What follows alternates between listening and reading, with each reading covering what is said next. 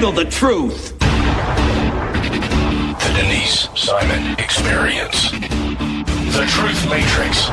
Vetting, exposing, drilling down to the truth. Rolling Thunder, this is Hitman. Seat over. Hitman, this is Rolling Thunder. Seat out. The Denise Simon Experience. Exposing politics, lies, demagoguery, spin, fraud. Grid to suppress. Mike Charlie, 4 tree 5, 9er 2-1. Grid to mark. Mike Charlie, 4-7 tree 9er, 8-9er, out.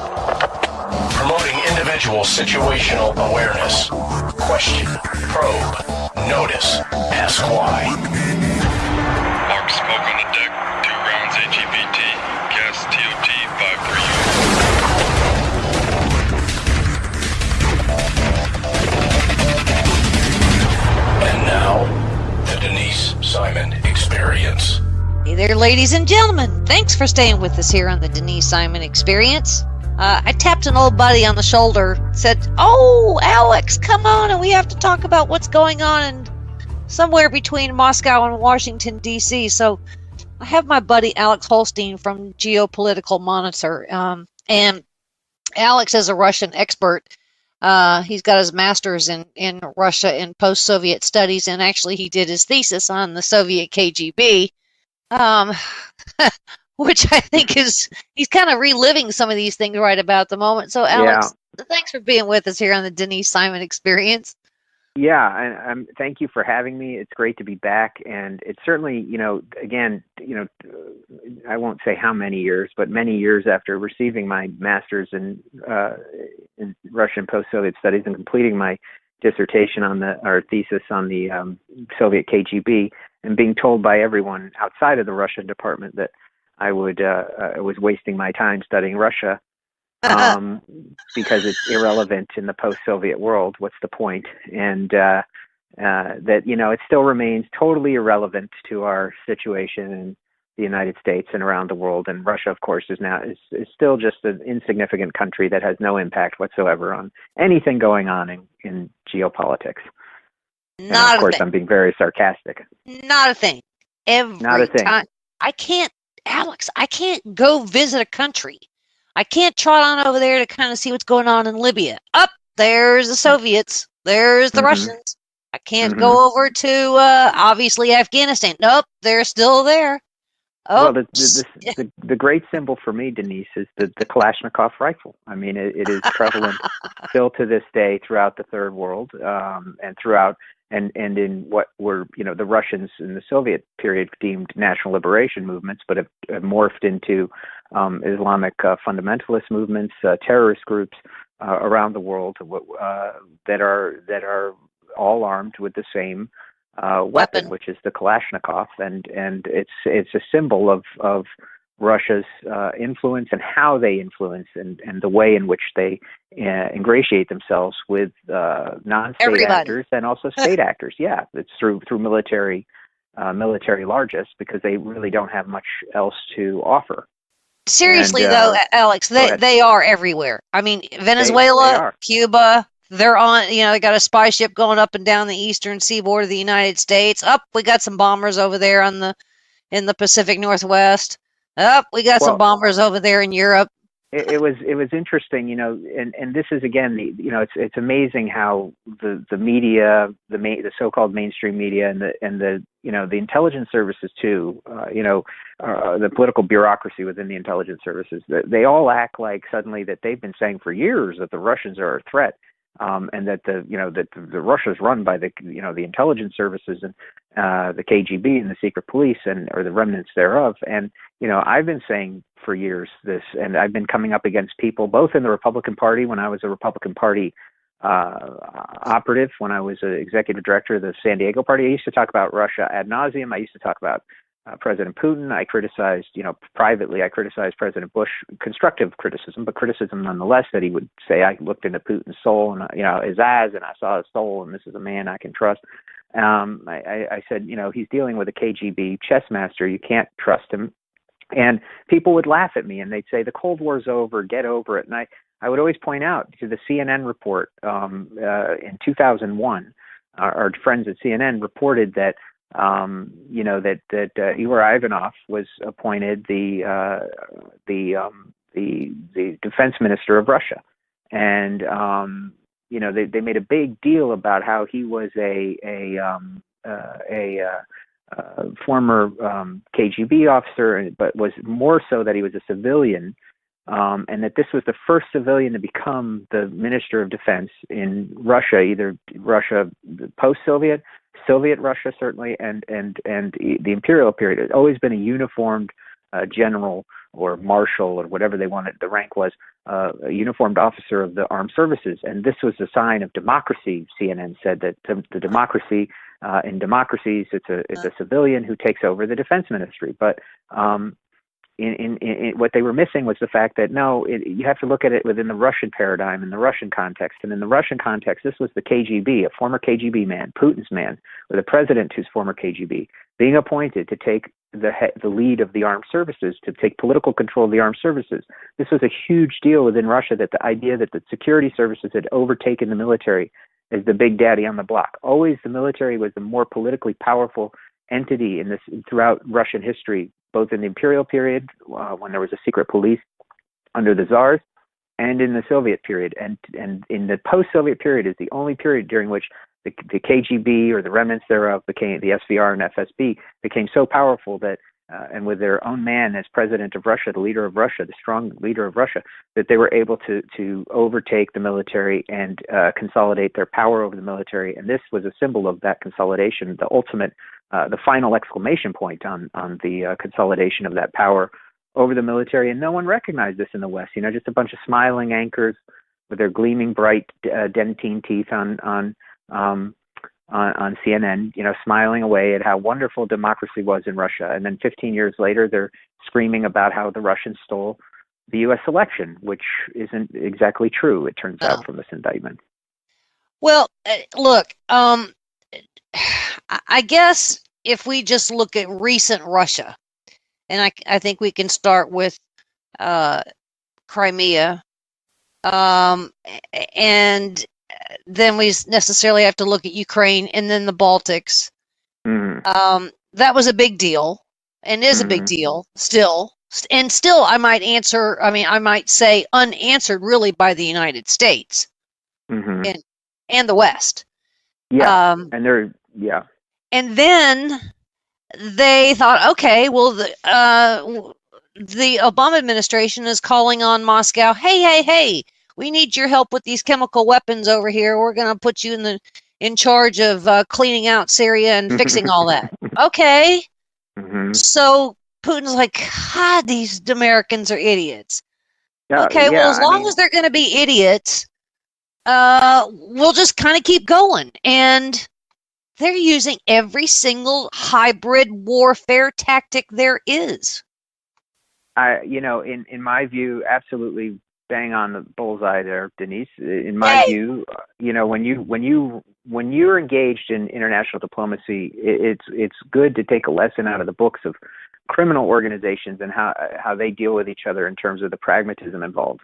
All too often, we get wrapped up in the idea that lovely platitudes and compliments and being nice to everybody is going to get us what we want, and it's not the case. This is this is the street, and the rules of the street. Whatever metaphor you want to use, jungle or street, but it's the rules of the street that rule the day. And if you look at the way the American mafia dealt with it's various cliques and groups, subgroups, the way they dealt with each other. Much of the diplomacy was similar to what goes on in the world. And when we're dealing with Vladimir Putin, we have to think the same way. We have to think strategically, we have to think pragmatically, we have to be smart, and we have to be sharp, and we have to be aggressive at the same time, as sort of a tempered aggression. And we didn't have that with President Obama. We had a Harvard Law School debating society type engagement with President Putin. It's all intellectually wonderful, and it sounds great, and we're going to tell everyone how wonderful everything is, or we're just not going to do anything. And we're certainly not going to take any action. President Obama, and I'll also defend President Obama. There was a point at which he couldn't do anything when we're talking about the Crimea, for example. There was a point at which there was just nothing that could be done. But what he did was too little too late in sending, for example, the 173rd Airborne in. I think it was like 2 to 4 weeks after the Russians had already taken Crimea back. He sent the 173rd Airborne to Poland. There really was not. I mean, that doesn't frighten the Russians to do that. Yeah. It didn't do anything. It's ineffective. If you were going to do that kind of action, he should have sent the 82nd Airborne to Kiev day one. I don't necessarily think that should have been what was done, but it should have been an option on the table. At the end of the day, on the Crimea note, we made a big stink about Crimea for nothing, and that's another thing. We made a mistake making a big stink about it and doing nothing. If we're not going to do anything about it, why make a big stink about it? Yeah. In fact, the Crimea itself. I mean, if I can understand, and we didn't take into account, and it's amazing how ignorant our media is. I mean, they don't take into account the Russian perspective on this, and you've got to understand who you're dealing with. It doesn't make you a defender of Russia to recognize what their objectives are, to recognize the historical context, to recognize the fact that Crimea was their territory for over 200 years, and that they had, or 300 years almost, or 250 years, and they had, the Russians had given it to the Ukrainians as a gift during the Soviet period when they were all part of the same country. It's 75% ethnically Russian, if there is such a thing. That's what they consider themselves. It's 75% ethnically Russian, and 90% of the people there want to be part of Russia. In fact, it was such a thorn in the side of the Ukrainian authorities in Kiev that they had made it an autonomous region before the Russians even came there. And the Russians had a huge military presence there already. They didn't even need to invade it. Everyone says they invaded it. No, they just stepped off their bases. That's all they did was walk off their bases. I mean, so we shouldn't have gotten so. I think we gave up a lot of diplomatic leverage in making us think about Ukraine and then doing nothing. And I think Putin smelled total weakness after that. And that's it. Thereafter, right. And Alex, I guess the bigger question is, there had to be, from an intelligence standpoint, from a geospatial standpoint, from some kind of U.S. spy operations, that we knew that this was going to happen to Crimea, and then it was going to spread into Ukraine. And I believe that Obama just said, "I knew about it when I read it in the paper, just like everybody else did." Well, let me tell you something. Yeah, I mean, I believe that there are great frontline intelligence officers in our intelligence services. I know some of them. I'm honored to know them. They're brave people. They risk their lives every day. They're out there behind enemy lines. I know guys who've been behind enemy lines in some of our worst war zones, operating with the CIA and other organizations, DIA. I know people in the special operations, in the drone strike program, all over the place. I have contacts and friends, close friends, and even a brother. And I can tell you that the consensus, and this brings up another point. These people are capable, and they are gathering the intelligence, and it doesn't always get through to the political bureaucracy. Uh-huh. It doesn't permeate the Washington echo chamber. And I will tell you this. They're frustrated and they're tired of it. And, what really gets me most outraged, and which should outrage every American and anyone who loves freedom and democracy, is the idea of watching these guys like James Clapper and John Brennan and even General Hayden out on the media circuit, promoting whatever they're promoting, their speaker fees or their books or whatever they got going. And sitting there and saying that anytime that the intelligence bureaucracy, the political hacks, are criticized for their failures, and it's their failures, not the frontline guys, that somehow that's an unpatriotic criticism of the frontline people. They themselves are the ones who are using those frontline people and their service as a political human shield against criticism. And it's despicable, and it's disgraceful, and it's disgusting, and it's recognized by all the frontline people that I know that that's exactly what they're doing. They have no respect from any of these frontline people, because none of these guys none of them are operational officers. None of them have been out in the field. None of them have put their, in the grass or their lives on the line. They're all desk jockey hacks and pencil pushers and political bureaucrats. And they're the ones that when the White House and others like myself criticize the intelligence services, they are the ones who we are criticizing. Not even the analysts are we criticizing. We're criticizing these people who synthesize data where it suits them. Good word. And who use what they can to their own political advantage and turn it into a partisan parlor game rather than doing what they need to be doing to protect and ensure the national security of the United States, which is their remit. We should get rid of them. We should purge them. That includes in the FBI as well. They're the problem. And for them to hide behind and mix themselves into the brave frontline, courageous frontline operations people who are out there actually risking their lives is a disgrace. And so with Crimea, there was no reaction. With Ukraine, there was nothing. We're not going to put, systems, missile defense shield into Poland. No, not going to do that. And so then we have Ukraine they don't know what to do. They don't know whether to fish or cut bait. And then bringing it into, the last 2 or 3 years, we have North Korea. And so I would argue that all things Kremlin are watching what we're doing and not doing with North Korea, and Putin's going, these cats, this is fun now. I mean, this is this has got to be predictable, right? Mm-hmm. Yeah, I mean, we just don't. We're in a real calamitous situation worldwide. We have a lot of fires, and if if there isn't any fire, there's a lot of smoke. And unfortunately, in Washington right now, the big thing is whether or not Russia, whether there was this collusion with Russia, which they haven't even in these indictments established. But as far as North Korea is concerned, and countries, we're going to have a nuclear North Korea. I'm optimistic about the situation there overall, though. I don't think we're going to end up in nuclear war. I don't think Kim Jong-un is. I think he's a in the American context, he's a total nut bar. But I mean, I don't think he's a psychotic nut bar who's going to nuke the world and go out. I think he wants to survive. I think he wants his regime to survive. So I think that he's going to use the nuclear weapons. What does he see? He sees Iran.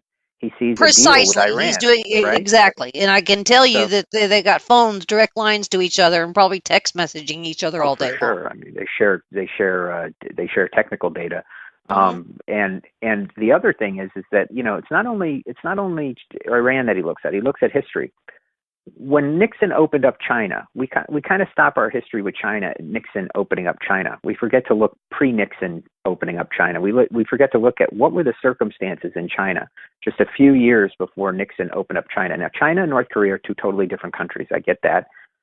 China has a much more prestigious, I should say, history in terms of its power and its influence in the world, its cultural impact, its political power throughout its various dynasties.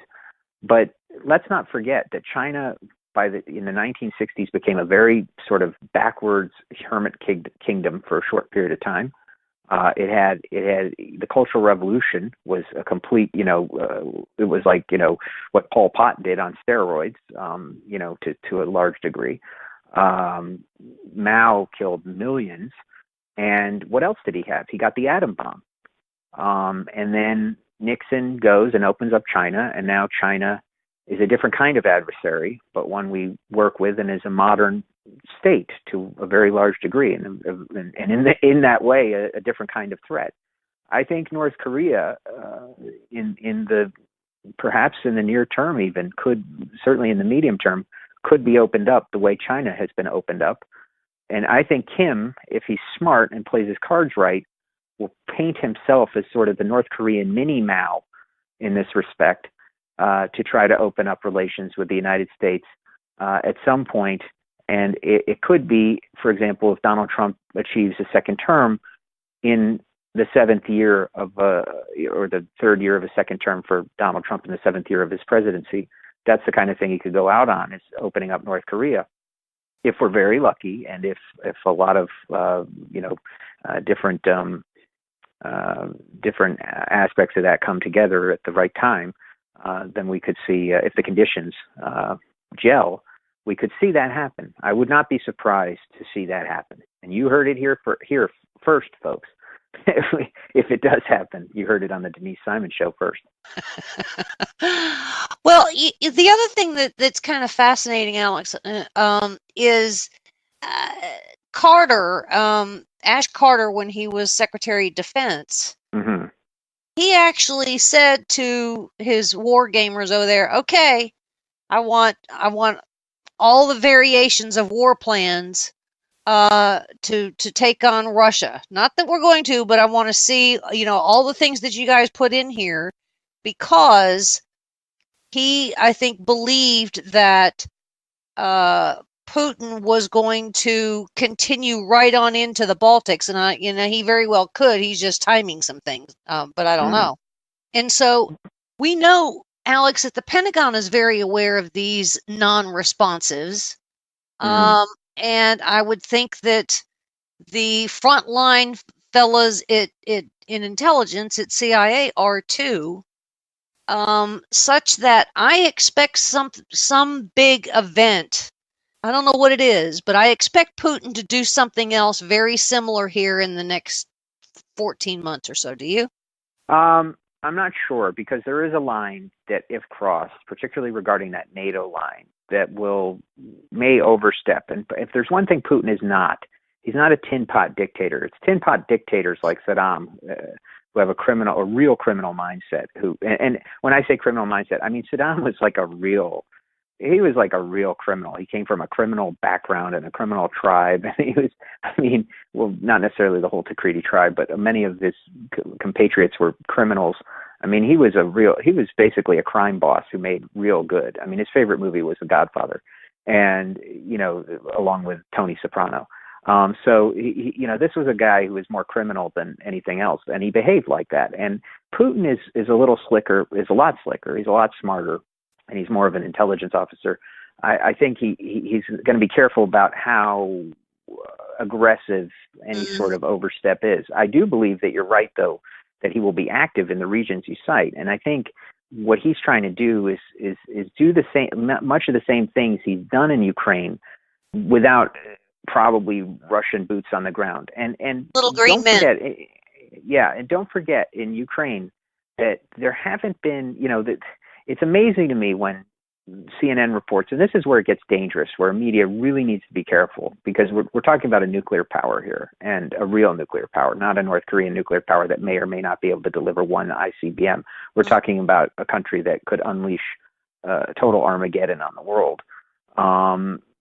This is when they start talking about that Russia invaded the Ukraine. They did not invade the Ukraine. If that's the definition of an invasion, then we've invaded Libya, we've invaded Syria.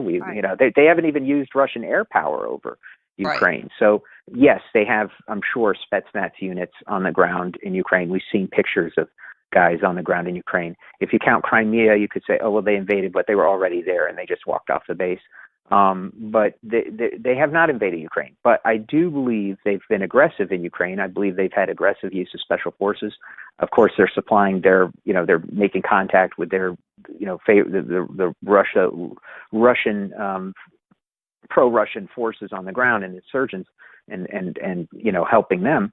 But that's standard stuff. In regard to the Baltics, they're going to foment, though, the same political, and they already are fomenting, undermining the political governments that oppose them and putting in people that are favorable to Russia. They've done it in Armenia, actually. They've been very successful in Armenia doing this. So he's going to expand his influence for sure, but it's going to be more sort of covert and soft power, a mix of covert and soft power. Well, we're going to come into a break, Alex, and ladies and gentlemen, we're going to let Alex breathe here a little bit on the backside. We're going to talk about all the other active measure things, especially when we get into our 37-page indictment. So stay with us.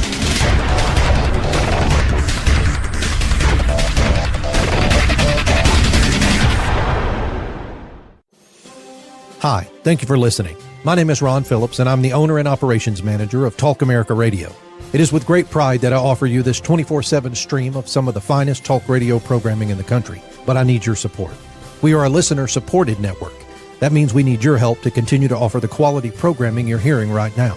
If you're able, please visit talkamericaradio.us and click the Support Us button. Your donation will go a long way in helping us continue to share the American voice. Thank you.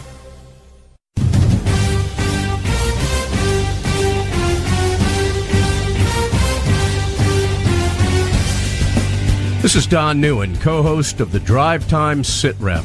Join me as I call in to my Intel analyst, Denise Simon, for my daily situation report, or Sit Rep, the Drive Time Sit Rep.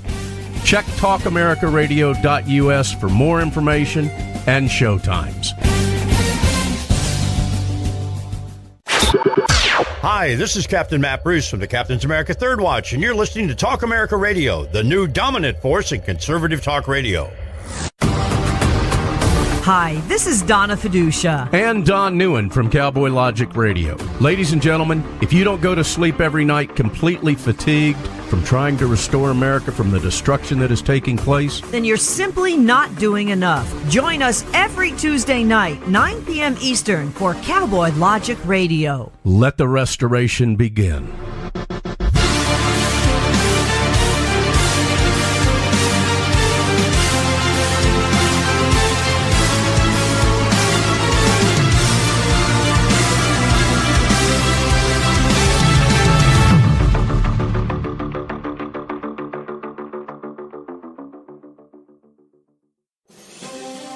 Donald Trump came to Washington vowing to drain the swamp and make government work for the American people. But the swamp creatures in D.C. aren't going down without a fight, and the deep state is determined to overturn the election and keep their gravy train rolling. In these turbulent times, it's critical for patriots to stay engaged and be prepared to defend this president. You can stay up to date on Trump's battle to make America great again by listening to America First Radio with Jim Dawes each weeknight at 10 p.m. Eastern on the Liberty Feed. Hi, it's Mark Walters from Armed American Radio. You know, for nearly a decade, I've been educating, informing, and entertaining responsibly armed Americans. And during that time together, we've shared some ups and downs, haven't we? Trump's election saved our Supreme Court and no doubt the future of our gun rights for now. But now is not the time to lay down. The enemies of freedom are well-funded and more determined than ever. To keep up with the state of your gun rights, make sure to tune in to Armed American Radio right here on Talk America Radio, the new dominant voice in conservative talk radio. This is Denise Simon, host of the Denise Simon Experience. When I'm not debating with Donna Fiducia about politics, I listen to Cowboy Logic Radio. Why, you ask? Because outside of my blog, founderscode.com, and my own radio show, the Denise Simon Experience, Cowboy Logic is by far the most entertaining and informative radio show on planet Earth. Plus, Don makes me feel guilty if I don't listen to his radio show every week.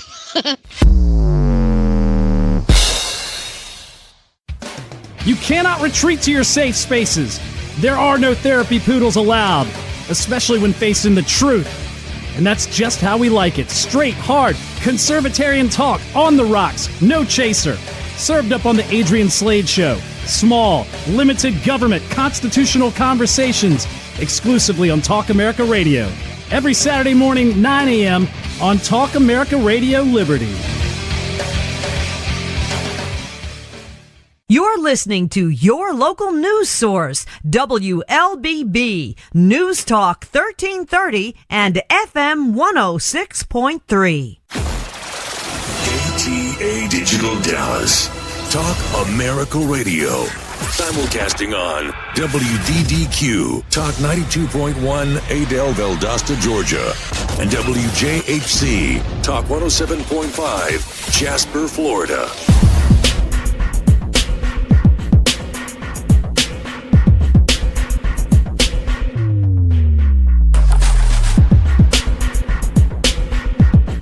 And we're back, ladies and gentlemen. We're having a fascinating conversation here with Alex Holstein, my Russia expert, who actually has a master's in Russia and post-Soviet studies and did his thesis on the Soviet KGB.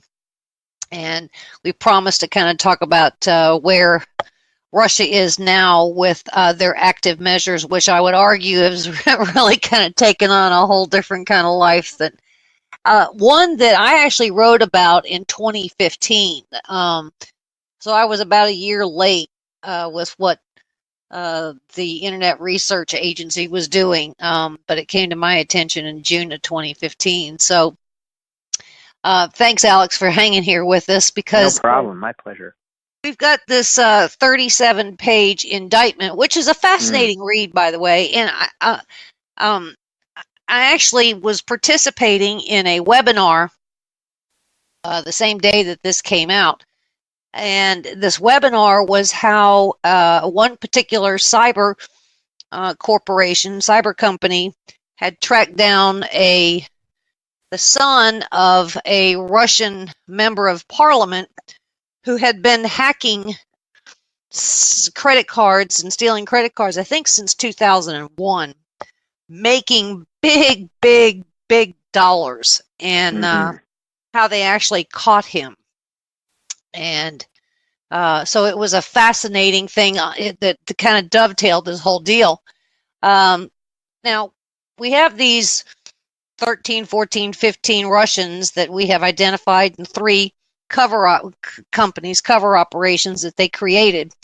I was glad to see this, but it does mean something. It kind of doesn't on the other side, because Russia's never going to extradite them. I mean, we're never going to get these cats to come to the United States, and we're going to go put them in prison somewhere. Yeah, I mean, I mean, look, when you put it in the context of just, if we were just talking about, trying to, tactically go after Russia, can't push back against some Russian interference in our electoral process, and which is standard, by the way, in every election. There was interference in the Bush election. There was interference in the in the McCain-Obama election. There was interference. There's always some form of interference. It might not be internet related. It might not be, but there's always some form of intelligence gathering. When I was executive director of the Republican Party of San Diego County, I greeted a Chinese delegation that was sent of journalists to hear about our analysis of the Kerry Bush 04 election, and what our activities were going to be in that election. I gave them the standard briefing that we give all journalists, but I knew sitting down at that table that if there wasn't an intelligence officer among them, that one of them would certainly be reporting or writing a report to an intelligence officer somewhere down the line about the political. Is that collusion with the Chinese? I mean, no. But they're there to undermine our electoral process, or the information they gather is to understand better the American electoral process in order to undermine it some way, somehow. Right. I think the misunderstanding about Russian involvement here is A, that it's something new, and B, that it also isn't designed to get a result in the actual election. I think what was interesting, one of the takeaways that was interesting from the indictment, or from this issue in general, is the fact that the the Russian troll factories, etc., that they weren't just doing pro-Trump, and they weren't just doing anti-Hillary. There were anti-Trump groups. There was anti-Trump propaganda. It's not designed to achieve a certain goal, and this is again the superficial, sort of rudimentary, food good, fire bad mentality of the American media getting involved and saying, oh, well, obviously they would want Trump to be president because his administration would have policies favorable to Russia. Well, no, the Russians don't see it that way. The Russians have a greater strategy, a grander plan, and that is to do, and they have achieved that. Everyone's trying to say, well, did they achieve their goal of influencing the election? How much impact did they have? Well, that's not their goal. Their goal was achieved, and the goal was to sow discord and to delegitimize and undermine the American democratic system. And they're doing that by us having this very discussion right now and having to defend the legitimacy of an election. That's their goal, and they're achieving it. So for $2 million and with 90 guys, they have achieved their overall strategic objective, or one step closer to achieving that easily. or one step closer to achieving that objective. Three more takeaways from that indictment are that one, there's no Americans named in it. Two, there was no they made no assessment over whether there was they didn't claim that there was any influence or impact on the election itself, and the third point slips my mind all of a sudden. Well, so one is we'll have to get back to that. They did a couple of interesting things. One is that they clearly said, "A, you got a fraudulent voting system, so you can't trust the vote." Right. And we saw an awful lot of that going on. Then two, you can't trust those that are counting it, and then the campaigns, and then the issues, and then we still have to go back to the Podesta email thing and the DCCC and the DNC and the Hillary and the email server, and you can't trust. And so if we consider, Alex, where we are today, a year and a month into the Trump administration, we're still talking about the entire election cycle. Yeah. And that is where Putin won, and he won easily at his little game. Yeah, and it doesn't matter who's in the White House. This would still right. be, in fact, it's even better that Trump's in, because he gets to delegitimize Trump. It's easier for him, because the media wouldn't be talking about this if Hillary were in office, because then it would be a failure of the Obama administration into the Hillary administration to stop this type of thing. So do you think the media would be, teaming up on them for that? No, of course not. And they're saying that most of these actions happened after Trump got into the White House. Well, of course, because now they're going to take the standing system and torpedo that with information warfare and political destabilization, right? Yes, they would have done if it was Hillary was there, but I mean, they were going to continue the process.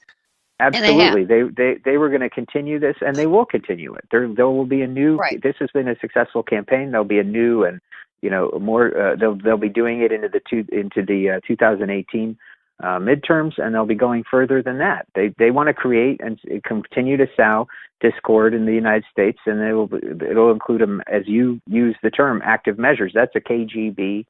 A Soviet-era term that still exists within the lexicon of the Russian intelligence services, which an active measures involves two things, or it did during the Soviet period. One is a propaganda campaign to undermine and sow discord in the United States and the Western, against the main enemy, as they call us, which they still call us to this day.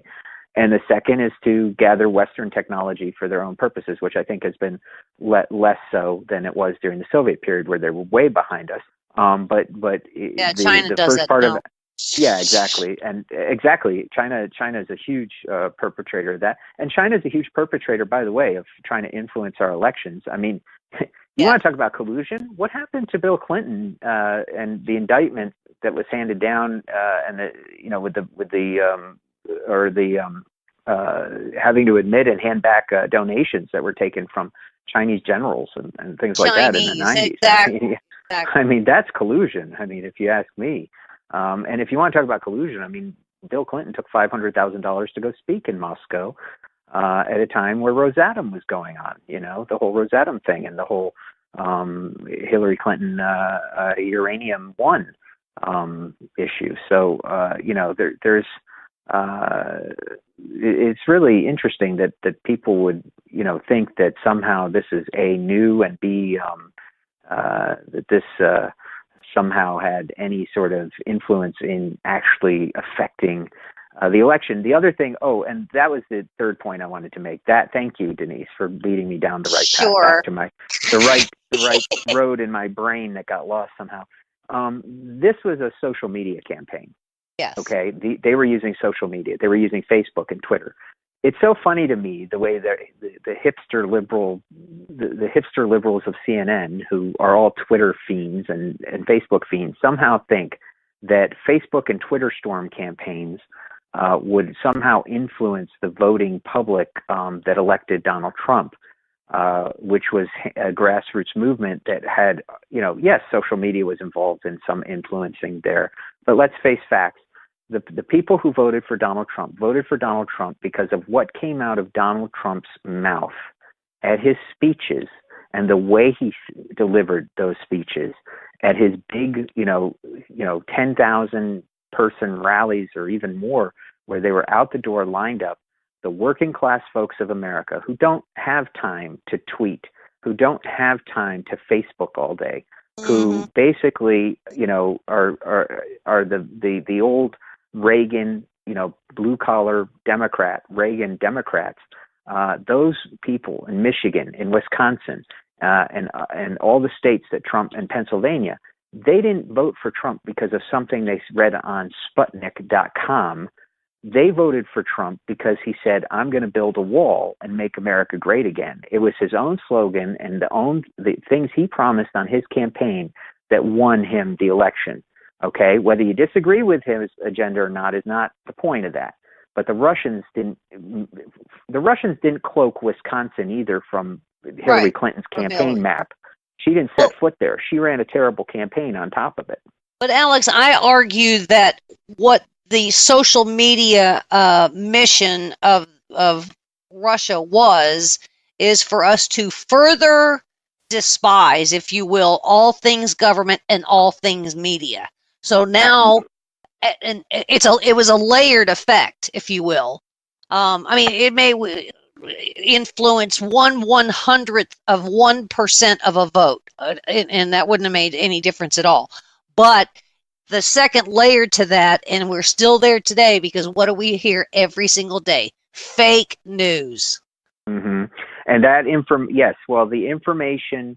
the information strategy was disinformation, and the disinformation itself doesn't have to be believed. What has to be believed is that there's disinformation out there and that you can't trust anything. And I'm just reiterating your point. It's absolutely true. But unfortunately, the American mainstream media also plays into this because they just report a lot of fake news. Yes, they do. The stuff they report is just, it's a great term that Donald Trump coined, that fake news, because it is fake news. I'm sorry. And maybe the White House puts out its own fake news, sure, alternative facts or whatever, which is funny, by the way. Everyone picks on Kellyanne Conway for saying alternative facts. We actually used that term at the London School of Economics when I was studying for my Russian and post-Soviet degree as an objective term, that there's always going to be an alternative set of facts. When you put your facts together, you get your 5 facts together. There might be 5 alternative set of facts that offset that. This is like scientists do that all the time. As a political scientist, there's going to be other facts that undermine your argument. This is how you get, 2 academics who are equally smart about an issue, but they might have a totally different idea about why, or theory about why something is the way it is. Some people, the Danish scientists, don't believe that global warming is caused by man-made causes. It's more solar flares. And they have scientific evidence which counters the evidence by others, by Greenpeace or whoever. So, I'm not taking a side there. I'm just saying that there's always an alternative set of facts. But in terms of fake news, there are things that are just not true, and those things are often reported in the media. And the Soviets have been at this and playing this game for a long time. They've duped the New York Times a number of times. The so-called, what are the New York Times, the Standard? What are they put themselves as the factual standard or whatever they tout themselves as. In the 1980s, and Gorbachev actually had to personally apologize to Ronald Reagan for this. They put out a story that the CIA created AIDS in a laboratory. Yep. That was, and the New York Times printed that story as being true, that the CIA created in a laboratory. New York Times had to retract, and the KGB. It turned out that the KGB had planted that story, that they created it. And a lot of people to this day, I've still met people to this day who go, "Did you hear though that the KG that they created?" Yeah, because nobody ever read the retraction. Yeah, exactly. Yeah, what we have is an infected information domain now, and an interesting thing. A couple of very large media outlets reported just in the last couple of days here that when Trump went to China, there was an altercation between General Kelly and the nuclear football, and that the Secret Service had to step in, and there was an altercation and somebody went to the ground. Then the Secret Service comes out and goes, no, that didn't happen. Well, all right. So we have a Yeah. It's fake news, but it's not fake news. Something obviously did happen, Right. but it's kind of like fake news by omission because all of the whole story didn't get there and it wasn't in context. Well, yeah, I mean, this happens all the time, especially in politics and military type situations. You hear one story and it's kind of the true version of another story, or a fictionalized version of another story. Right. And this happened with apparently I've heard even this with the famous Patton slapping the soldier. I've even Right. heard that didn't actually. I've heard that didn't actually happen. I heard that it was Eisenhower who didn't slap the soldier, but got up and was was castigating soldiers who had pretended to be wounded or were saying they were shell shocked and want to get out of frontline combat, and he was ripping them apart. But Eisenhower had such a great image that they gave it to Didn't old want to blood and taint guts the that he's. Yeah, so Patton took it on the chin for that, and then when the story got out, it became that he hit a soldier, which actually I think improves Patton's standing greatly. But not to say I wouldn't be scared to death in battle, but I mean, when other guys are out there getting killed, I'm not going to hide in the tent, So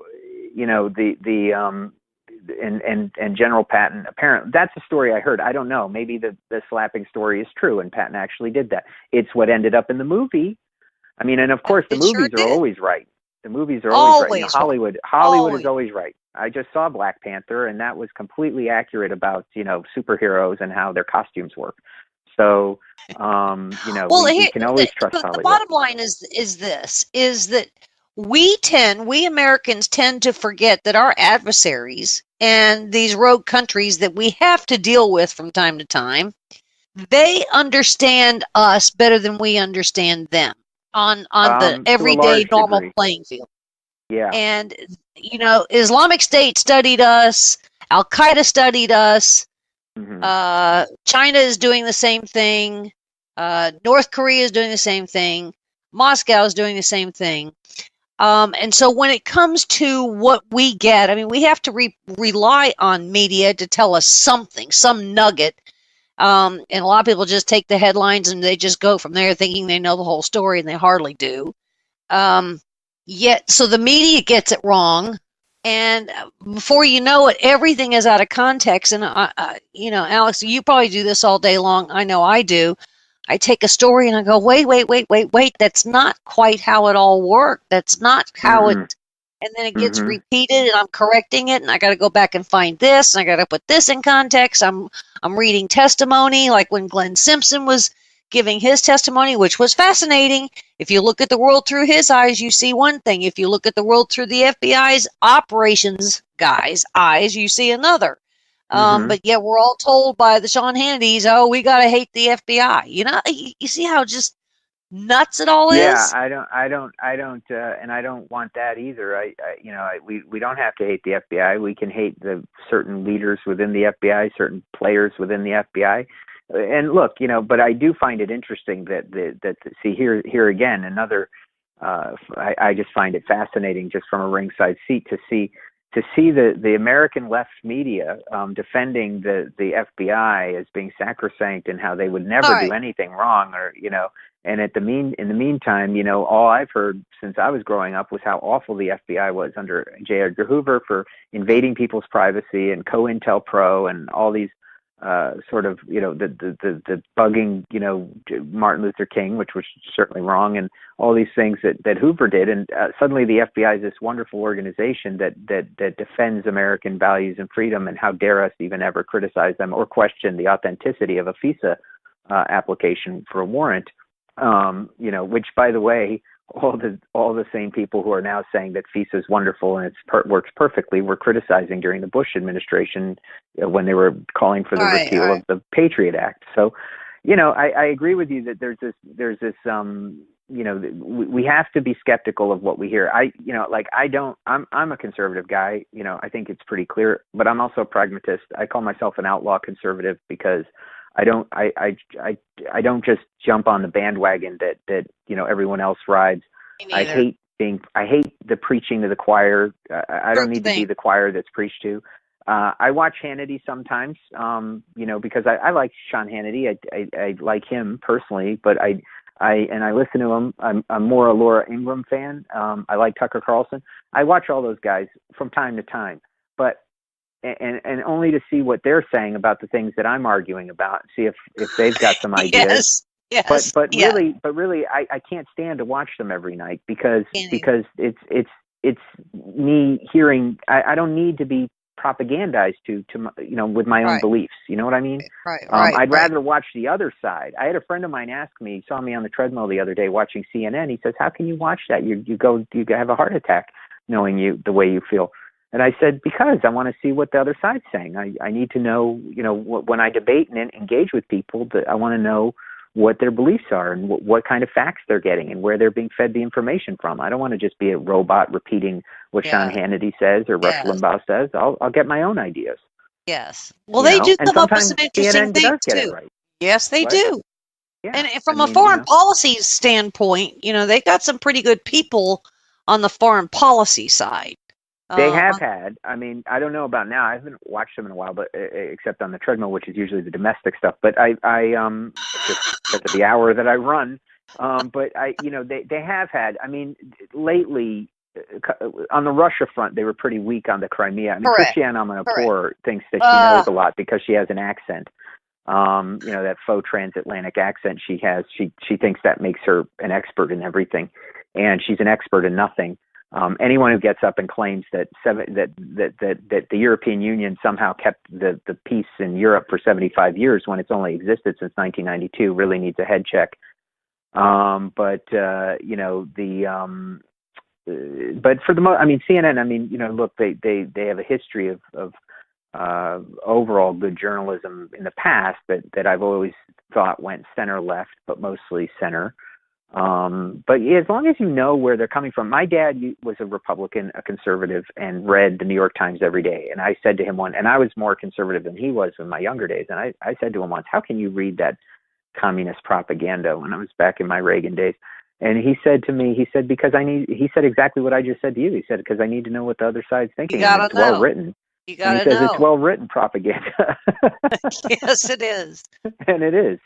Well, Alex, I love reading the New Yorker and things like that. So. I do too. I mean, I get their emails. I look at their headlines and go, do I really want to click on that one? And I did the same thing with the Washington Post. I get their emails all day long. I read the Washington Post. Do I really want to click on that one?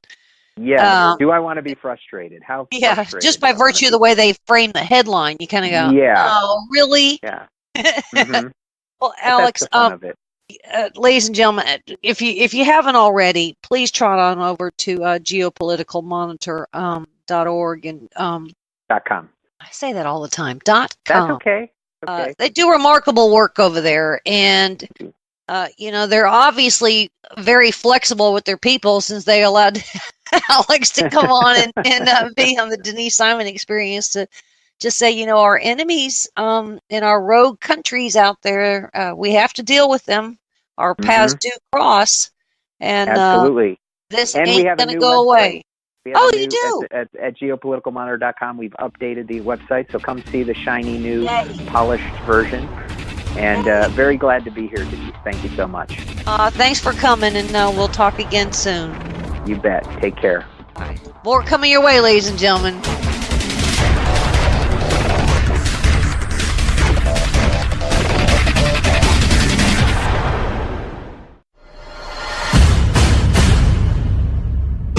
Handle the truth. The Denise Simon Experience. The Truth Matrix. Vetting, exposing, drilling down to the truth. Rolling Thunder, this is Hitman. Seat over. Hitman, this is Rolling Thunder. Seat out. The Denise Simon Experience. Exposing politics, lies, demagoguery, spin, fraud. Grid to suppress, Mike Charlie, 4 tree 5, 9er 2-1. Grid to mark, Mike Charlie, 4-7 tree 9er, 8-9er, out. Promoting individual situational awareness. Question, probe, notice, ask why. Smoke on the deck, 2 rounds HEPT, gas TOT 53.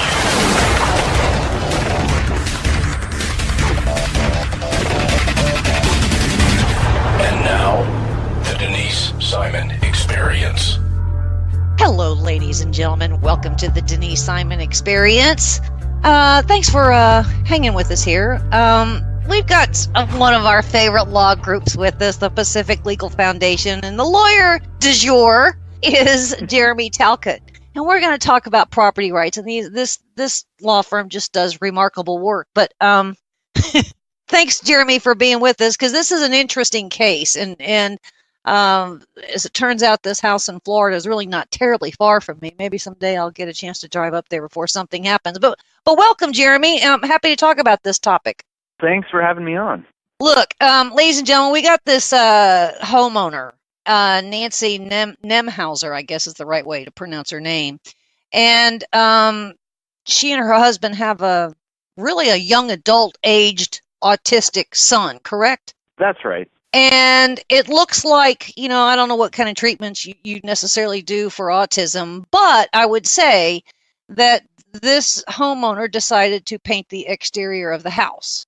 And they didn't paint it in the normal, white or beige or whatever. They commissioned an artist, and they did a very creative painting. But the fascinating thing is here, Jeremy, somebody in the homeowners, the husband or wife, went to the city to get approval, and they got it, correct? Yeah, that's right. This is in the city of Mount Dora, and they called the Planning and Zoning Commission first and said, are there any restrictions on how we paint? And initially they started with the wall that surrounds the house. They said, are there any restrictions on how we paint a wall? We want to do this painting, this design. And the city said, no, Mount Dora actually has no aesthetic restrictions. And the house is not in an area with any sort of private HOA agreement. So, there's no restrictions on what you do with your wall, and no permits are needed. So the city said fine, as in good, go ahead, and they did. Now, did the city ask for some kind of submission or some kind of rendering when they granted initial approval? No, and as I said, basically they called and the city just said there is nothing. There's no permit needed. There's no process. There's no anything that you need to go through, because Mount Dora has never passed any sort of aesthetic ordinances that apply to how you paint a residence or any structure on your private property. So they painted it, and the city officials, their hair went on fire, right? Clearly, that seems to be what happened. Someone obviously didn't like it, and relatively quickly after the mural initially went up on the wall, one of the code enforcement officers of the city stopped by the house, put a note on the front door, and it said, this mural that's on your wall is graffiti and has to be painted over. Graffiti! All right, so now we're into subjective terms, correct?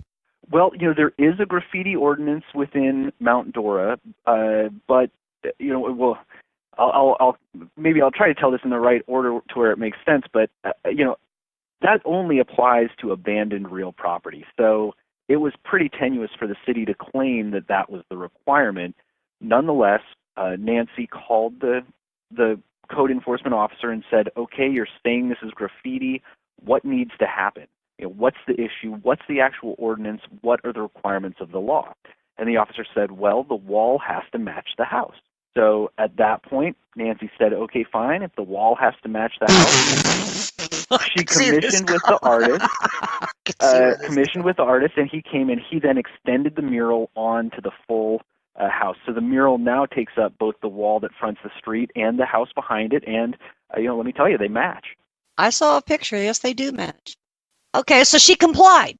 Complied with everything that the city said was, something within a past ordinance that they had to comply with. If it's graffiti, okay, if the wall doesn't match the house, we're going to say that's graffiti. She says, okay, we'll comply. We'll make the wall match the house.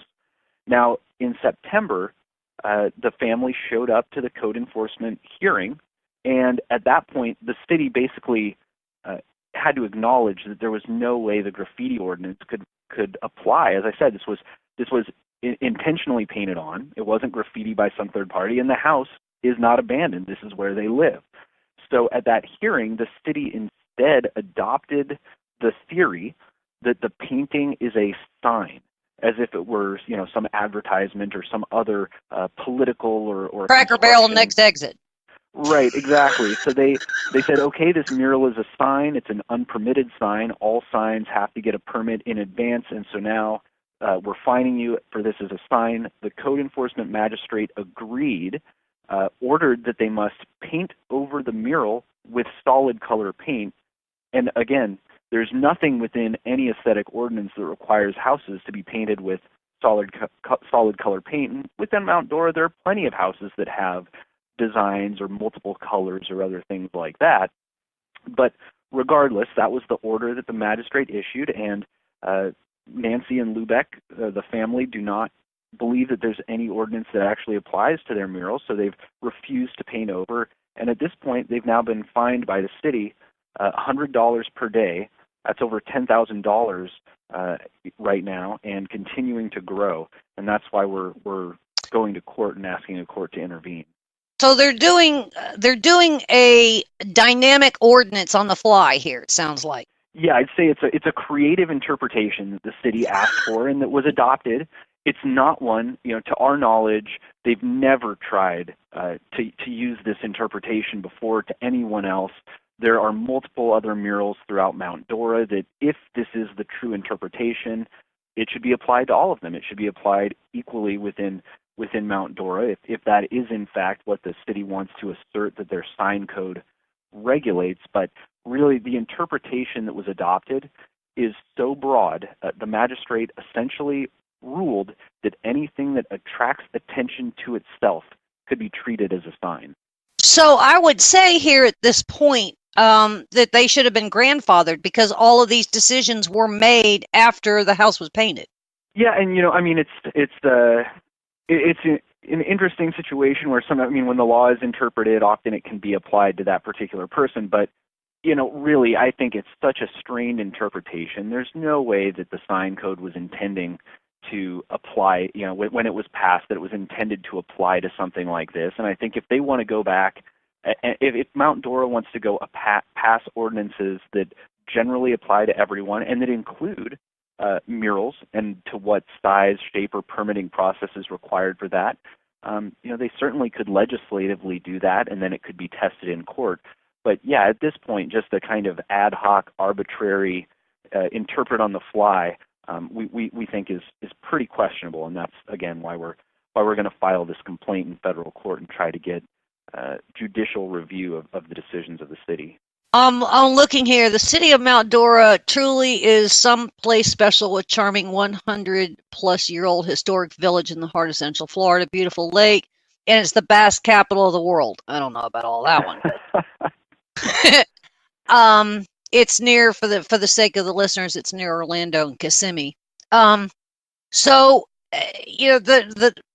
there is no homeowners association, correct? That's right. Okay. So they don't have to do, and it looks like it might be on some kind of a main thoroughfare. It is. It's on, it's on Old Highway 441 to anyone who's familiar with the area. So the wall does face towards that, which is one of the more heavily trafficked roads within Mount Dora. But it has increased a little bit of tourism because this is getting some publicity, correct? Yeah. People are going there to go bass fishing and to see a house. If anything has attracted attention to this mural, it's the actions of the city, not the mural itself. So, in the case of Pacific Legal Foundation, what's the argument here? Is the argument you didn't have anything on the books and now you're trying to do it afterwards? Or is it First Amendment? Is it property rights? Or is it all of those? A little bit of all of the above. Huh? Really, first off, it's just the law itself can't possibly mean what the city would like to say it means, which is anything that attracts attention is a sign. That would sweep up so much activity and otherwise lawful conduct that it raises a whole host of constitutional questions. And yes, especially when you have the city trying to apply it to what is clearly an expressive artistic work, it raises some serious First Amendment questions. And even though cities are allowed to pass aesthetic ordinances and things of that nature, what they aren't allowed to do is to pass ordinances that are vague, that don't give clear, objective standards to people who are regulated, and that essentially then allow code enforcement officers to do what they've done here, which is pick and choose which speech they will censor because of what, based on what they like or don't like. And that raises significant First Amendment concerns. We shouldn't want our government officials having any sort of discretion that allows them to pick and choose favored speech. They're being charged, I think you said $100 a day for this. And the $100 a day is a fine against what? Because they deemed it later on to be a sign and they didn't have a permit for a sign? Yes, that's right. The city said you should have had a permit for a sign. This is now an unpermitted sign, and essentially the way the sign code is written in Mount Dora is, here's our categories of signs that are permitted. For each of those signs, you need to seek a permit, and any sign that we don't explicitly allow is just prohibited. So if you buy into the argument that this is a sign, it doesn't fit into any of our categories of permissible signs, therefore it's an unpermitted sign and must be removed, or given that this is on the structure itself, painted over. And because they have not complied with the order to paint over it, the city went, sought, and was granted this $100 a day continuing fine. Under the Mount Dora Code of Ordinances, that fine could grow up to the full value of the house. So, the family is potentially facing hundreds of thousands of dollars of fines, the city went and sought those fines after they were already aware that the homeowners were appealing the actual underlying violation. And this is really an attempt to kind of coerce them to drop the suit and to paint over this mural by seeking these daily accruing fines. They're trying to motivate the homeowners to just stop the potential for fines. Yeah.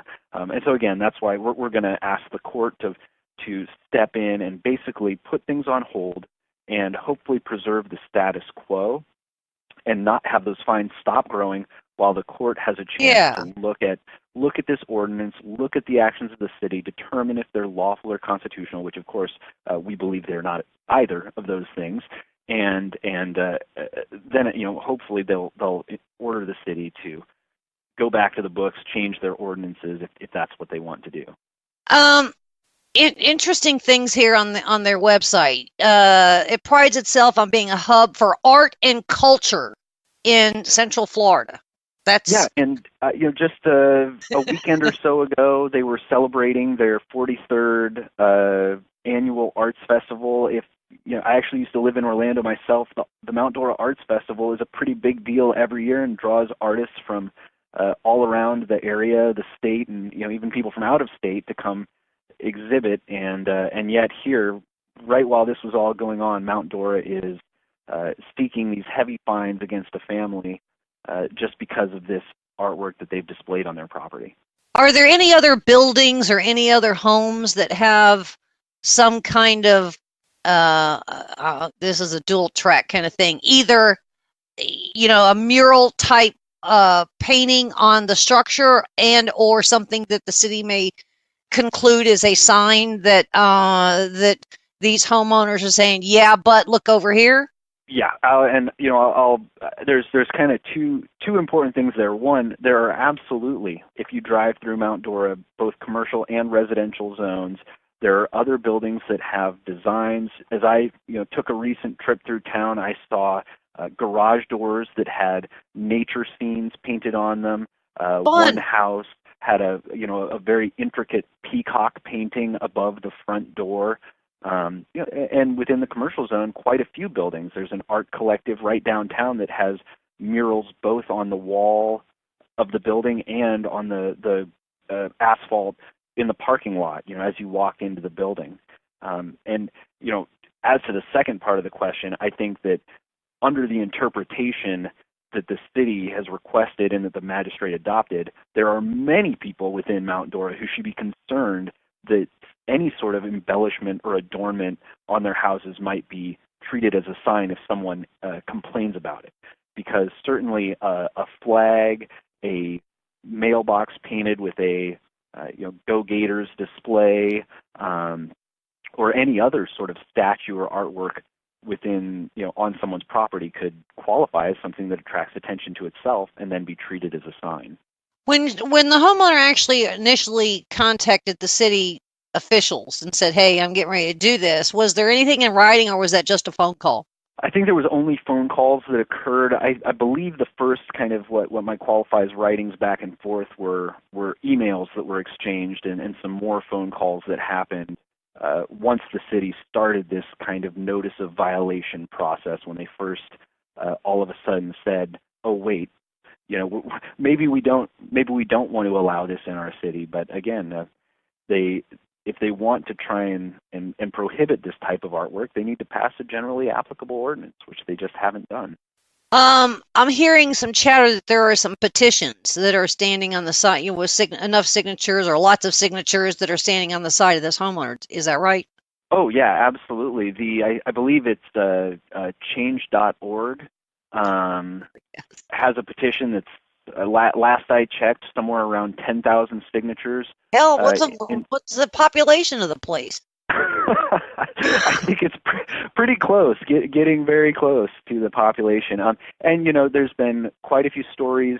Just a day or so ago, the city released a statement about it, and I think on social media, on Facebook and Twitter, the vast bulk of the comments that I've seen have been very supportive of the family and understanding of the fact that the city can't just kind of keep picking and choosing these ordinances and struggling to fit this mural under them in an attempt to get rid of something that they just don't like. How long has this been going on? Is this a couple of months, several months, a couple of weeks? Where are we on the time frame? So the painting, the mural was started in July, and I think the citation occurred fairly quickly, or the initial notice. They kind of do what's called a door hanger, sort of not a true notice of violation, but something that basically says, warning. Yeah, we think you better paint over this. The true citation hearing took place in September. There was fine hearings in December, and then we had the city actually requested this second fine hearing, a rehearing, and that took place February 1st. And that's the hearing in which the $100 a day continuing violation was imposed. So just now, here in the last 2 weeks, the family was hit with this large fine setback, and thankfully they had gotten in touch with us just before that. We were already starting to prepare things here to take over representation with them, and now we're going to move this into federal court and try to get a federal judge to take a look at the actions of this city and, as I said, review whether or not they're constitutional. This is kind of fun because Mount Dora says here, we have our meetings on the, first or second Tuesday of every month, at first and third Tuesday of each month, regular council meetings at 6 p.m. at the City Hall boardroom. And if you want to have a copy of the city council agendas and minutes, we post them no later than the Friday, blah, blah, blah, blah, blah, blah. Okay, so I click on that, and guess what we have? The most current minutes and agenda on the drop-down menu are 2015. Whoops. And so I would say then that they can't, I guess these homeowners have attended these things, correct? I'm not sure. I know that before they reached out to us, they also had a previous attorney from Mount Dora who was helping them out with some of these issues, and I do know that he had attended some city council hearings, whether or not they were with him. I think requesting that the city hold off on fines even after the violation proceedings had begun. But at this point, I'm not sure if there have been any further meetings where this mural in particular was discussed. Well, you might have to file some kind of FOIA request here to get the committee meeting minutes and audio recordings, by the way, because they also do audio versions, because I'm clicking on a couple of these here. Historic Preservation Board minutes. They have some, their most recent was at least December 21st of 2017. But all the rest of them seem to go back to 2015. So they're in violation of what it's published on their own website. So that's kind of interesting too. Now, so you have just kind of signed on with this homeowner, and you're about to say, file something that says, let's suspend these fines these cumulative fines each day, and then giving them advice that you're being sued in court. Is that right?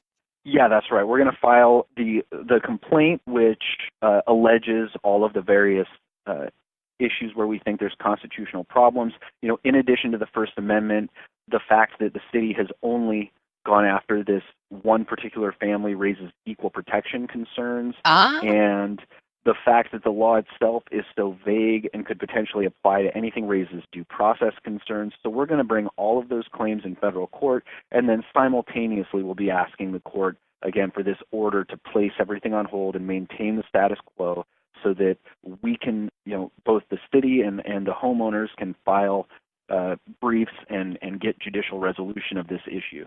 So you got a lot of moving parts then on this one, I would say, and not too sure that these city officials, I don't guess it's a county thing, it's just a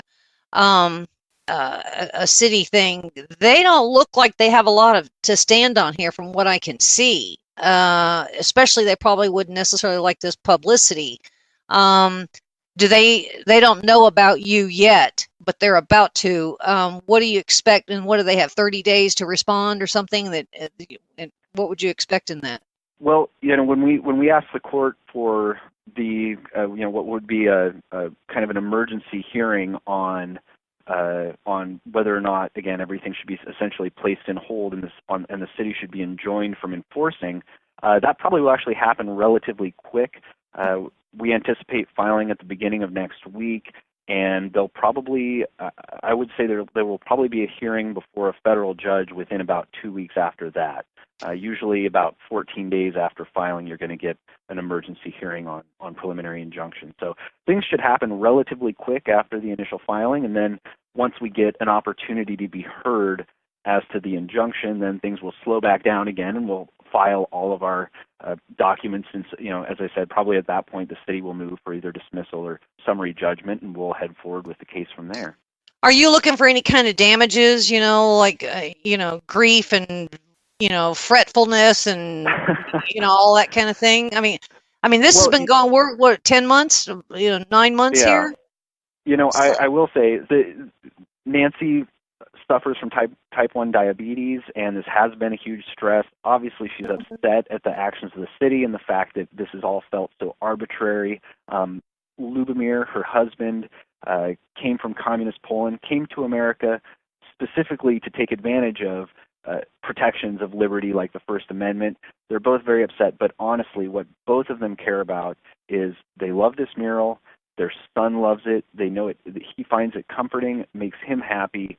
They really want to save the mural. That's what's most important to them. And they also understand that there's a much bigger principle at issue here of how a city may treat the people that live within that city. And they care very deeply about vindicating that right as well.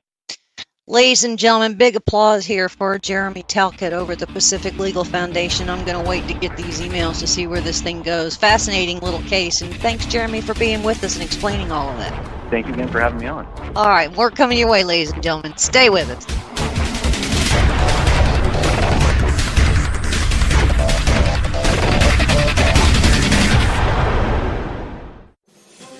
Hi, thank you for listening. My name is Ron Phillips, and I'm the owner and operations manager of Talk America Radio. It is with great pride that I offer you this 24/7 stream of some of the finest talk radio programming in the country, but I need your support. We are a listener-supported network. That means we need your help to continue to offer the quality programming you're hearing right now. If you're able, please visit talkamericaradio.us and click the Support Us button. Your donation will go a long way in helping us continue to share the American voice. Thank you.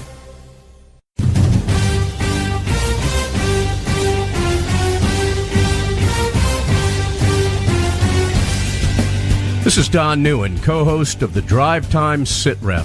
Join me as I call into my Intel analyst, Denise Simon, for my daily situation report, or Sit Rep, the Drive Time Sit Rep. Check talkamericaradio.us for more information and show times.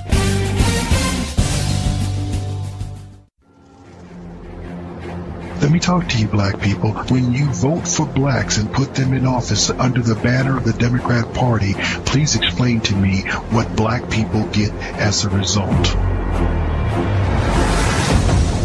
This was not a nap that we have been taking. We are in a coma. You know what the interesting thing about pensions is? That's today's money given to people who ain't doing nothing for you today. Get off that black Democrat tit that they've been sucking on. Your country is being stolen from you, and the promise is being stolen from your children, and they're telling you it's all right while the rest of the world is trying to lap us. Well, why are we doing so poorly?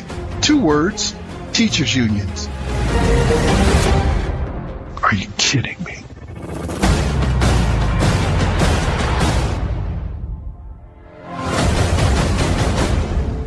Black Man Thinking, Monday nights, 9 p.m.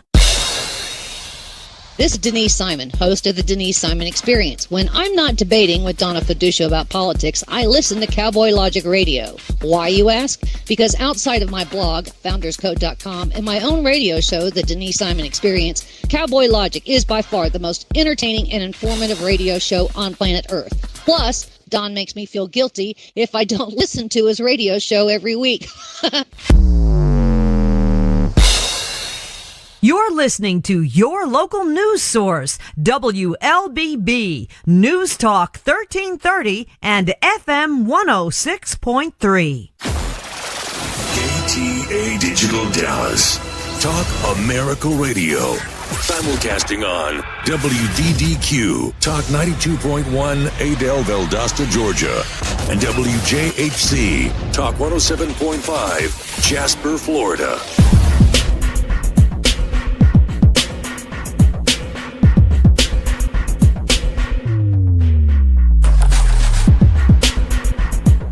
Welcome back, ladies and gentlemen, to the Denise Simon Experience. We're going to kind of flip the conversation over here back to the cyber world, which is, I just don't think there's ever enough attention paid to it. And my good buddy who's been with us a couple of times, Tom Kelly, who's the president and CEO of ID Experts, is with us because there's some things that are just not getting reported unless you really go down into, I don't know, sections 14 or 15 of the newspaper and then go back to the last page or something about what is happening with, I would guess, even Russia and perhaps even North Korea dealing with the Winter Olympic Games. So with that, Tom Kelly, welcome back to the Denise Simon Experience.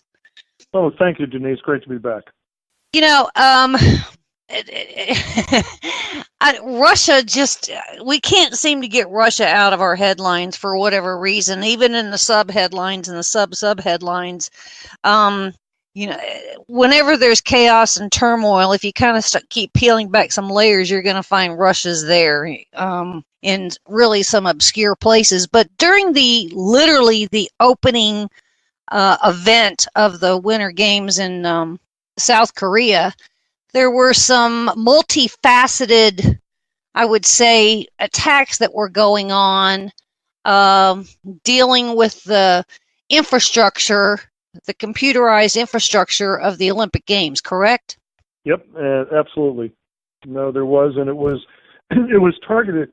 I don't know what the right word I would use for it, certainly malicious, because the attacks didn't, while all the indicators would indicate that since they got as far in as they did, they probably could have done damage to data and other actual material that could have caused more long-standing impact to the actual operations of the games, but they didn't. So what did they do? They messed with the servers.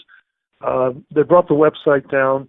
They affected the control mechanisms that were operating the drones and the drones that would do the aerial photography, aerial camera work for the show. Some people couldn't get their tickets online and register.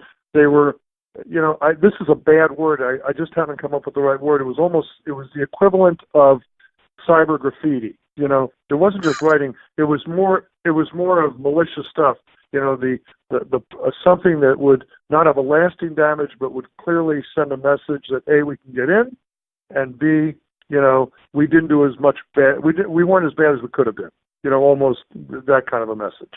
And of course we have not. No one has named the source, but there's lots of speculation, of course, that it was a state actor, and of course since the Russians were not. Were barred from the Olympics for the doping questions. Right, a lot of fingers were pointing in that direction. Well, it also, I think, affected a lot of the media side of it, for the normal coverage. So I think what Russia or even if they did this in cadence with North Korea, I think they were kind of sending a message, as you said, we're here and we can do these things. But it was kind of a propaganda thing, if you will. See, South Korea isn't all as great and wonderful as they claim to be, right? Sure. Any time that when you think of the various cyber attacks that we're aware of, we have a wide range of intent, incentive, objectives, all the different things when you think of that, and we've had the attacks on the federal government going after sensitive information for a variety of different reasons. We've had state actors who have attacked our financial institutions in denial of service. We also have criminal organizations that are going in trying to get personal and other kinds of information to be used for profit and for malicious and criminal activity. But all these attacks clearly kind of remind us. It's another reminder of the world we live in.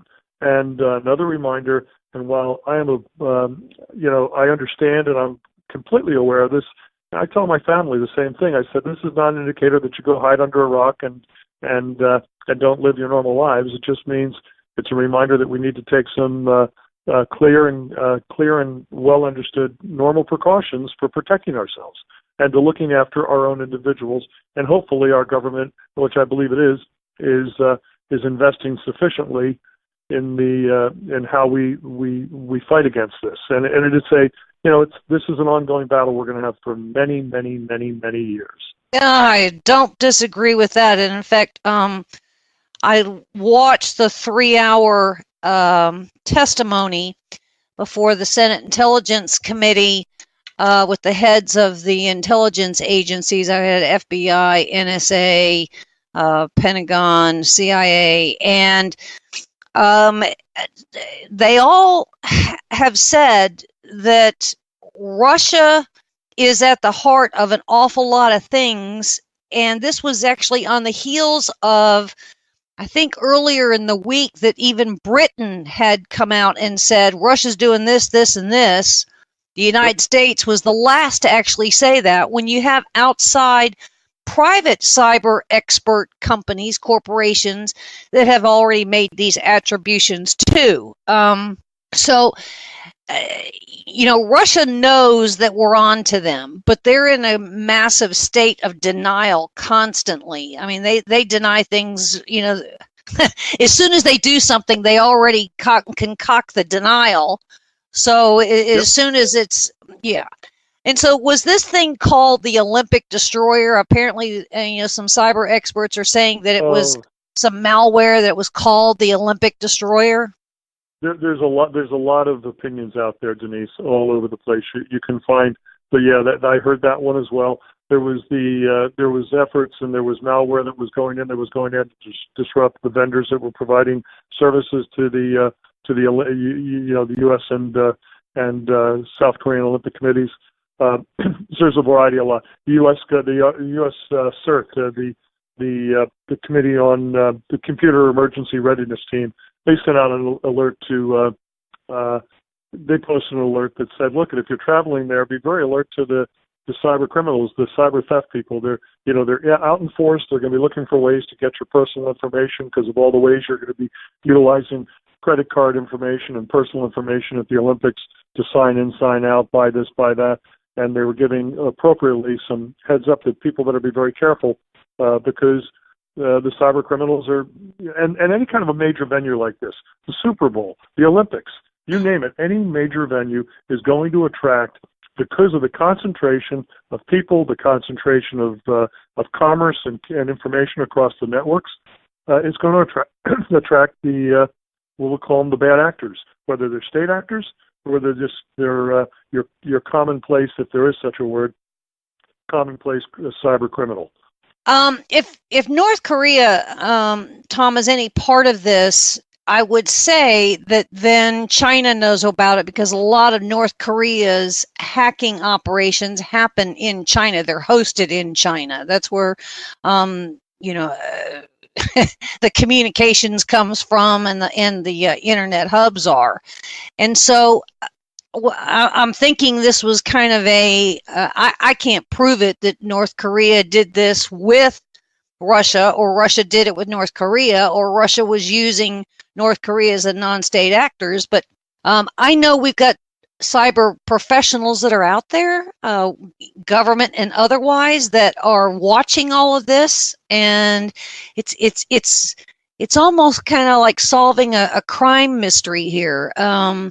You got some cyber people that love investigating these things and seeing what the malfunctions are of the internet protocols with the TV stations, or the broadcasting side, or the credit card authorization side, or all those kinds of layers. So with the Olympics, there are a lot of things that are going on that surely there would have to be some vulnerabilities where they can inject this malware.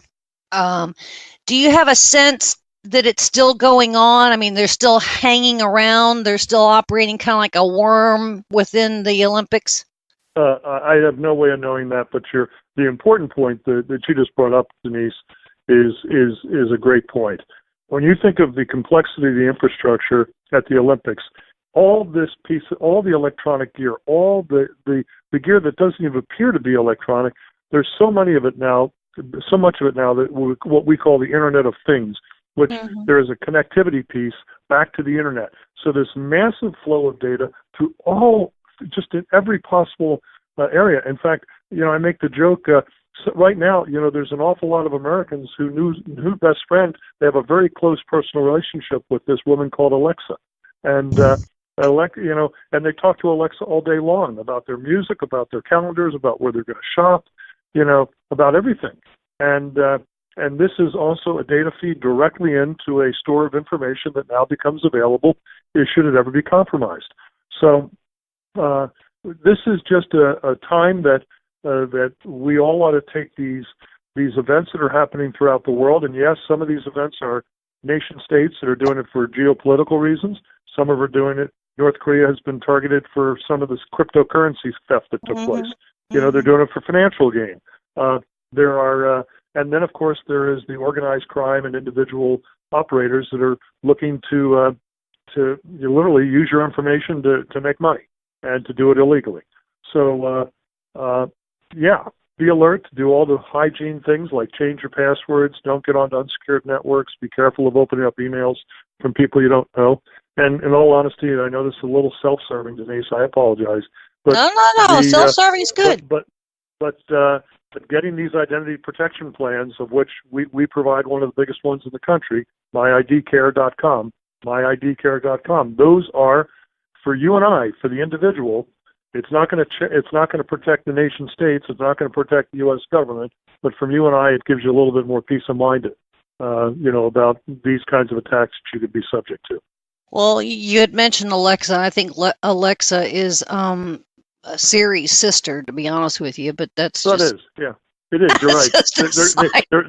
They're families. But they have different hair colors, and but they are sisters. They do get their nails done at the same salon. However, I'm convinced. I don't know, but I'm serious. It is.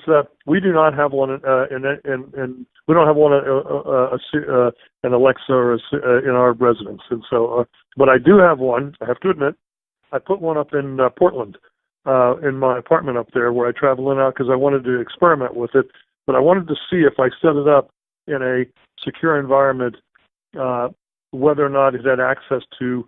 I have a very secure connection of VPN in my apartment, but the only thing I use it for is to play music. That's the only thing I've used it for so far.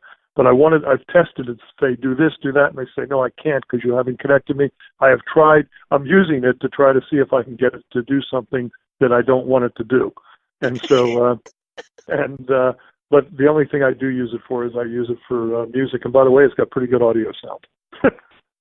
I have one here too, but Alexa's collecting dust here at the moment. But circling back around to the Olympics here, when it comes to attribution to the Russians, what is particularly interesting is you got these cyber experts, and there's a lot of them, not just in the United States, not within government, but, we have friends in Germany that, are experts at this and in Britain and whatnot. But I think when it comes to the attribution, they're finding some real common resemblance and tactics that were used when the Russians did the malware on Ukraine. So they're finding a lot of the same language, they're finding a lot of the same symbols and those kinds of things. And that is, I think, part and parcel of why they are saying, Russia, with the bad rabbit and the NotPetya, that's why they're able to make these attributions. In the meantime,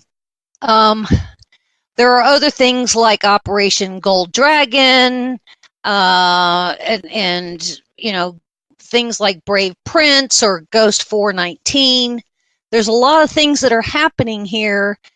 Is there a consequence? I mean, I hear in this hearing with the intelligence agencies earlier in the week, they're blaming the White House, but because we have no policy. Well, policy or legislation comes from Congress, and Congress seems to really be struggling with what to do with cyber attacks, especially if they come from rogue countries. And I don't think we can deny that Russia is a rogue country, correct? Well, I would suspect that just like it'd be very unlikely that the U.S. government, Department of Defense, would come in and talk about all our military tactics, our plans, the capabilities across the board, that they would air that likewise we would not be hearing a complete and public airing of our cyber capabilities and what we're doing. Okay, I would think it'd be highly unlikely. That there is no question that the cyber activities that are occurring that you were aware of, that there are more things that we are not aware of. And I think that is a pretty safe statement. Certainly Congress has oversight, but you're asking, and I think all Americans ought to be asking these questions about how we protect ourselves against cyber. You mentioned the Ukraine. Before, it has been said that prior to the movement into the Ukraine by the Russians, that in fact parts of the power grid were taken down. These have got to be signals that everybody in the world is aware of.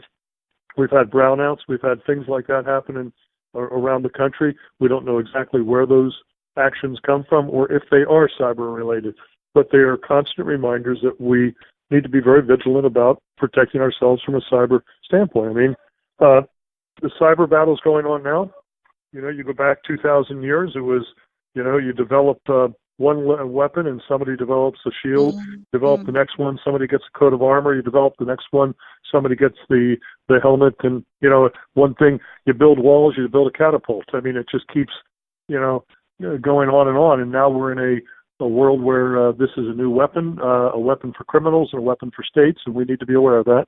And the first thing we do as individuals is to protect ourselves. Cyber is a cheap weapon, and it's a silent weapon until things break. And it's dynamic too. It's not like you can build something and it's a fix for at least a year or two, because you can't do that. I mean, things change literally by the hour. I'm just not quite sure the United States and allied countries are prepared for the Herculean task of effective and lasting firewalls. There's no such thing, is there, Tom? One thing that that most of the security world agrees on is that today it's not a question so much as if somebody penetrates your defenses, it's a question of when. And so a lot of the new security techniques are all based upon extraordinarily, when I say extraordinarily early detection of somebody penetrating and getting into some penetration of a secure environment. And by early penetration, we're not talking days and weeks. Just leave it at that. And so the fact is, if we can build it, there are those who are looking to get through it. And but I will remind you that I still think that the United States, without any question, has the technology footprint and technology industry, which is the envy of the world, both the good actors and the bad actors. That we have some incredibly talented folks. I think industry is where these solutions are going to start with, and if they partner appropriately with government, we end up getting a very good solution in the end to protect the country. You mentioned earlier about our own protections and being smarter and changing passwords and those kinds of things. I mean, we can begin to wean ourselves individually off the internet and kind of go back to some, paper and pencil kind of platforms, but we can't prevent the millions of databases that are out there that have our data in them because of other relationships. I mean, if you go to a doctor that you did with phone calls and even by U.S. mail, you're in their system because they put you there. And so larger organizations are hamstrung to really protect their own data, hence protecting us, correct? That's absolutely correct. And it's interesting you bring up the medical issue. Your medical credentials, your medical ID is worth roughly 7 times more on the black market than your financial legal ID, yours. And that's because we're all of us fall in that category. That's because there's more money to be mined in that area.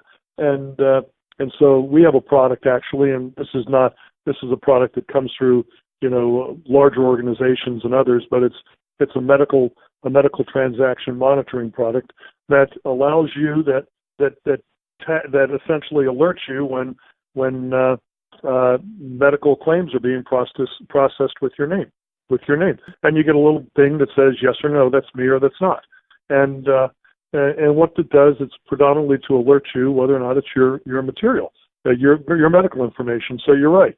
The Equifax breach was another great reminder.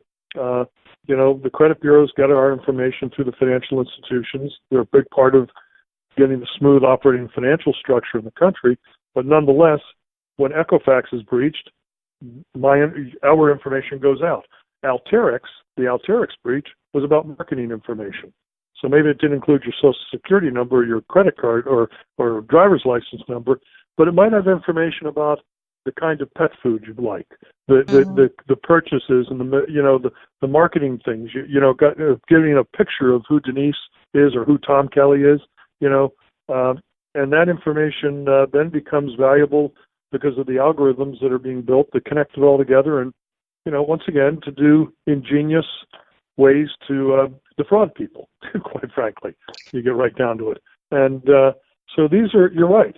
And of course, going back to Alexa, that's building yet another massive database of information.